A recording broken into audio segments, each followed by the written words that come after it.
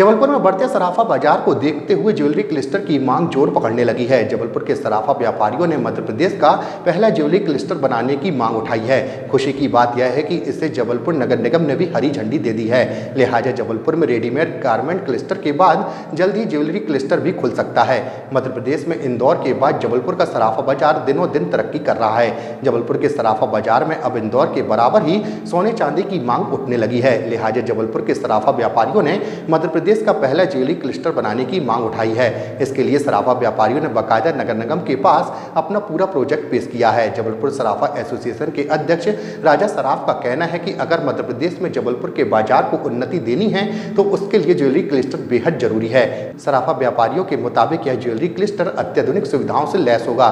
यह क्लस्टर में basement parking अलावा कई सुविधाएं रखने का प्रस्ताव दिया गया है। जैसे क्लस्टर में हर छोटी बड़ी साइज के शोरूम होंगे, सुरक्षा के लिए गार्ड, सीसीटीवी कैमरे और साथ ही बैंक और एटीएम की सुविधा भी क्लस्टर में शामिल होनी चाहिए। सराफा एसोसिएशन जबलपुर की लंबे समय से मांग थी कि जबलपुर में एक सुरक्षित जगह पर सराफा का एक क्लस्टर हो जिसमें वो सारी सुविधाएं हों जिसमें कि सारे ज्वेलर्स उसका फ़ायदा उठा सकें।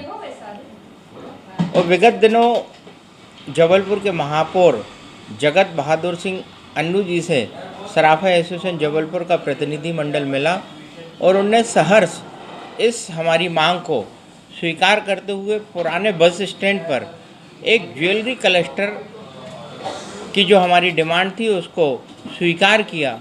इस क्लस्टर में शोरूम के अलावा हम लोगों ने जो डिमांड की है हर साइज़ के शोरूम रहेंगे। उसमें शोरूम के अलावा बैंक हो, एटीएम वगैरह की व्यवस्था हो, लॉजिंग के हिसाब से होटल वगैरह हो, खाने की होटल हो, साथ में टॉप फ्लोर पे हमारे कारीगर बंधुओं के लिए कारखाने की व्यवस्था हो, पॉलिश वगैरह के लिए गलाई वगैरह की, क्योंकि गलाई और पॉलिश में धुआं बहुत ज़्यादा होता है। तो वो टॉप फ्लोर पर होगा तो वो सारा जो प्रदूषण है वो ऊपर के ऊपर हो जाए। तो कारीगरों के लिए भी अलग से व्यवस्था हमने टॉप फ्लोर पे ऐसी डिमांड की है। और उस क्लस्टर पे कम से कम पार्किंग की 3 फ्लोर की पार्किंग हो, क्योंकि जब इतना बड़ा क्लस्टर आएगा तो पार्किंग के कारण ही यहाँ सराफा में व्यापार प्रभावित हो रहा है।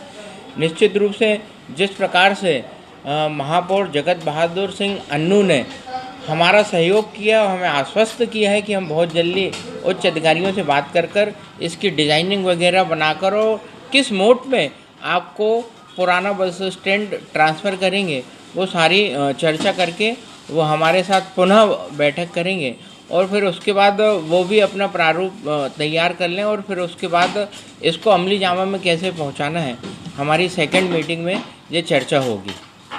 देखिए, हमारे जो सराफा व्यापारी हैं वो सभी भाई ये चाहते हैं कि जबलपुर शहर में गोल्ड का क्लस्टर बनाया जाए। उनकी जो परेशानियां हैं आज, चाहे ट्रैफिक को लेकर है, चाहे सिक्योरिटी को लेकर है, चाहे उनके कारीगर उनसे दूर बैठते हैं उसको लेकर है, ऐसी बहुत सारी समस्याएं उन्होंने बताई जिसको लेकर वो शहर में एक गोल्ड क्लस्टर बनाना चाहते हैं। उससे हम लोगों को जो दिखता है, एक तो व्यापार बढ़ेगा, उसके साथ साथ रोजगार के साधन बढ़ेंगे, उसके साथ नगर निगम की जो आय होना चाहिए, हमारी ज़मीनें जो खाली पड़ी हुई हैं उनका यूज़ नहीं हो रहा है, उससे नगर निगम की आय होगा जो विकास के काम में आगे वो पैसा रेवेन्यू हमको काम आएगी।